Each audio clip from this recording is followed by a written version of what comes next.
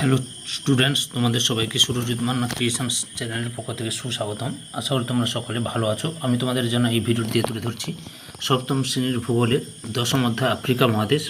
সেই আফ্রিকা মহাদেশের নীল নদ অববাহিকা থেকে একটি বড় প্রশ্ন অর্থাৎ 5 নম্বরের প্রশ্নের সম্পূর্ণ সমাধান করছি। তার আগে তোমাদের কাছে অনুরোধ, তোমরা ভিডিওটি না টেনে পুরোটা দেখো।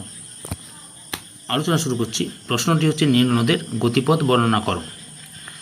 উত্তর: হোয়াইট নীল ও ব্লু নীল নামে দুটি বৃহৎ নদীর মিলিত প্রবাহ হল নীল নদ।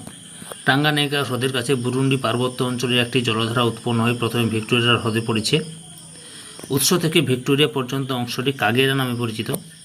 ভিক্টোরিয়া হ্রদের পরে এই জলধারা কাউগা হ্রদ অতিক্রম করে অ্যালবার্ট নীল নামে অ্যালবার্ট হ্রদে মিশেছে। অ্যালবার্ট হ্রদ অতিক্রম করে সুদানের জলাভূমির মধ্য দিয়ে প্রবাহিত নদীর অংশটি বারেল জেবেল নামে পরিচিত। সুদানের মালাকল অংশে এই নদীর সঙ্গে পশ্চিম দিকে আগত বারের গাজল এবং পূর্ব দিকে ইথিওপিয়ার উচ্চভূমি থেকে উৎপন্ন সোবাত নদী মিলিত হয়েছে। এই মিলিত প্রবাহ হোয়াইট নীল নামে 840 কিমি পথ অতিক্রম করে খার্তুমে ব্লু নীলের সঙ্গে মিলিত হয়েছে।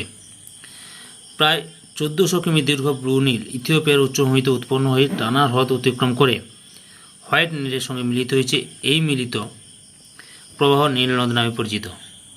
খার্তুমের উত্তরে আটাবারা শহরের পূর্ব দিক থেকে আগত আটাবারা নামে আর একটি নদী এসে মিশেছে। আটাবারা থেকে মোহনা পর্যন্ত প্রায় এস আকৃতির বাঁক নিয়ে প্রবাহিত এই নদীর প্রায় 2250 কিমি গতিপথের অংশে কোনো উপনদী এসে মিলিত হয়নি।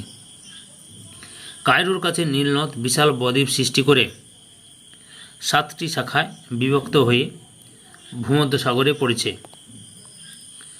সম্পূর্ণ ভিডিওটি দেখার জন্য তোমাদের সবাইকে অসংখ্য ধন্যবাদ।